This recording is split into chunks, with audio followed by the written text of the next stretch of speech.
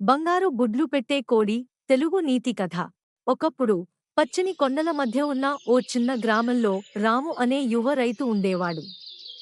అతను తన పొలంలో కష్టపడి పని చేసేవాడు. అతని దగ్గర కొన్ని కోళ్లు ఉండేవి. అందులో ఒక కోడి ప్రత్యేకమైనది. అది ప్రతిరోజు ఉదయం ఒక బంగారు గుడ్డు పెట్టేది. రాము ఆ బంగారు గుడ్డును అమ్మి డబ్బు సంపాదించేవాడు. అతను చాలా సంతోషంగా ఉండేవాడు.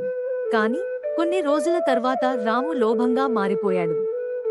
రోజుకు ఒక్క గుడ్డు చాలదు. కోడి కడుపులో ఇంకా బంగారం ఉంటే తీసుకుంటే బాగుంటుంది అని అనుకున్నాడు.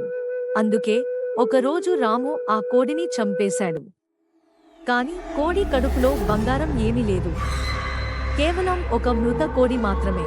ఇప్పుడు రాముని వద్ద బంగారు గుడ్లు కూడా లేవు, కోడి కూడా లేదు. అతను చాలా బాధపడ్డాడు. నీతి పాఠం: లోభం వల్ల మనం ఉన్నదాన్ని కూడా కోల్పోతాం. కాబట్టి మనకు ఉన్నదానితో సంతృప్తిగా ఉండాలి.